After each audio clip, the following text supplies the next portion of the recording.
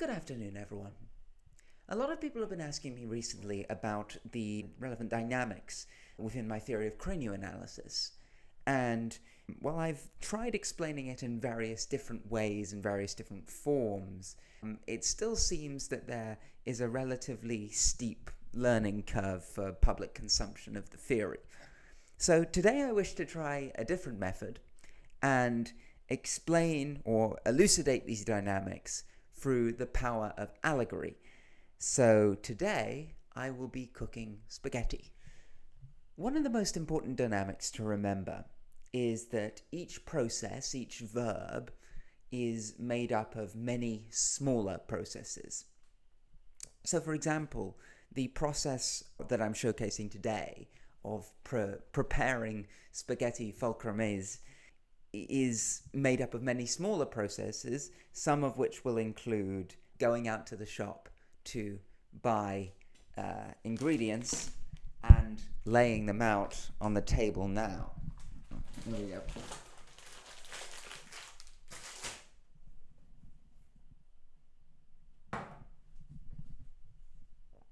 So say I were to zoom out a bit and say condense this entire process that I'm showcasing from a video into maybe a thumbnail or a video title or something of the sort.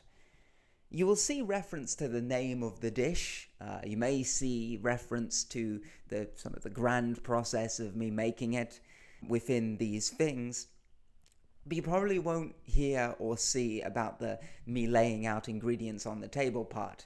And this is because when we zoom out, the more we zoom out, the more that those details, those sub-processes are obscured. So they're still inevitably part of that process, and the implications of them are still going to exist within that process. But they'll be made more difficult to see. And this goes for all analysis, cranio or otherwise.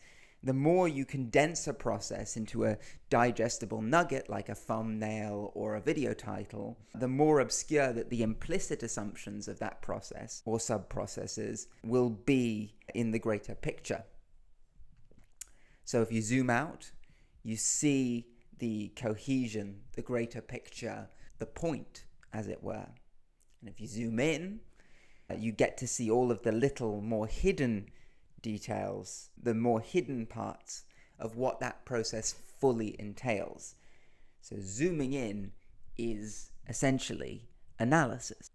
Zooming out, though, is entification. You take a process or a verb and you condense it into a noun of its own, into an entity at the fulcrum of its process. Don't worry, we're going to explain that in just a minute. We're going to get to that.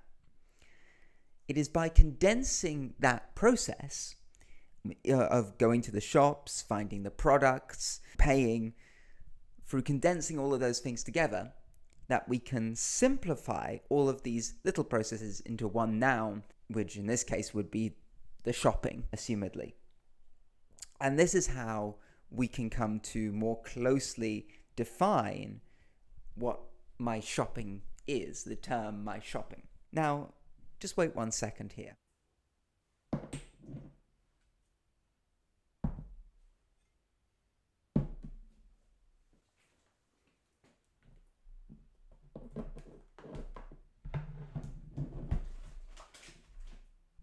These ingredients I already had in the kitchen even before I went shopping.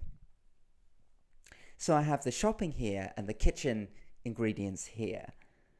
How do they become one entity? That is to say, ingredients generally.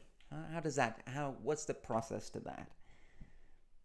Well, it's because when I put everything onto the table, or when I use all of these things in my cooking, I'm applying within each of the processes that each of these things are going through the same protocol. And that's what a fulcrum is, in essence. It's a protocol. And the more invariable that protocol is, the more clearly or the more specific it is, the more defined that process is going to be. So, for example, if I were to always go to the same shop, then the entity of shopping, what I consider to be shopping, would be more specific, more closely defined. And so firmer protocols make for stronger fulcra, which make for more rigidly defined entities. And the more you closely define something, the more of the sub-processes and implicit assumptions you will obscure from the naked eye or from our direct consciousness.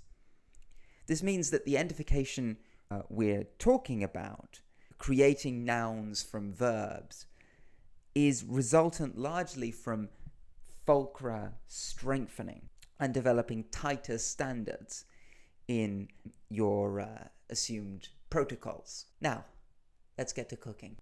So we have two processes here. We have the salty pasta water and the sauce.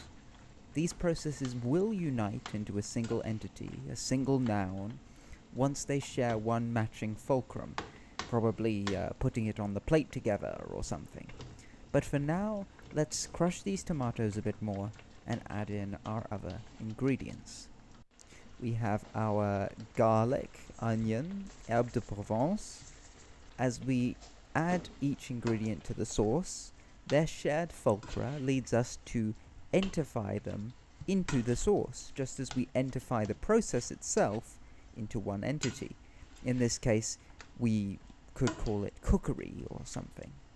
Verbs make nouns and processes make entities, and behind each and every entity there's a process somewhere, either a process of changing or maybe a process of remaining consistent while the world changes around it. Okay, so might as well justify my various white powders. We humans only have so much attention, so we can't really zoom in on absolutely everything. We have to be a bit selective in what we choose to devote thought to. The rest we just have to satisfy and get on with the other stuff. This is why I'm adding a small bit of sugar, a fair bit of salt, and a touch of monosodium glutamate. Why?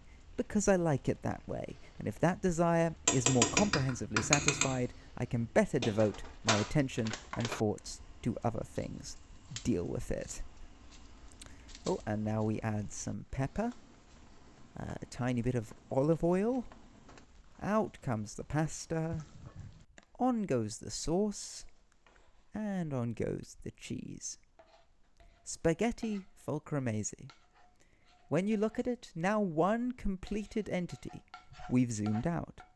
But this entity is a collection of processes and smaller entities, which themselves are made up of processes. And just looking at it now, these nuances are much more difficult to see, at least it would be difficult to see if I hadn't videoed the whole trajectory to provide explicit contextualization. So if I want to know what this will do to my body, or if I'm going to like it or not, stuff which derives from these unseen nuances, we have to pry a little. We have to analyze. So, what did we learn today? Well, hopefully we learned a good sauce recipe. But I'm hoping you learned something else as well. You see, when we break down spaghetti Fulcrumese into all of its component parts, we can then reassess them. We can look into the processes that made those things in turn, what they are, and other possible protocols that we could adopt to connect those start points and end points, to adopt for those processes. So we can then consider how a change in start point or end point might affect those processes and what it might merit in terms of a change in protocol. And thus we can continuously go back and forth, entifying processes to see if they have if they provide any important or generative premises for new processes, and then attacking those fulcrums once their utility dries up. Cranioanalysis is essentially about doing this, but for exploring conscious thought and navigating unconscious premises to that conscious thought. The way we do that is through application of the start point end point fulcrum model and the knowledge that an entity comes from a conflation of process. Thus, through this understanding, we gain greater insight into whatever fulcrum internalized subconsciously, and we can challenge their fulcrumatic strength, exploring the multitude of other ways to carry out processes that birthed them in the first place. Cranioanalysis thus explores intuition, instinct, and the way we structure and process information. It's the study of entities and what the consequences of turning a fluid process into one statically defined entity may be, positive or negative, to the generation and accumulation of abstract thought. I hope you enjoy your meal. I shall enjoy mine. See you next time.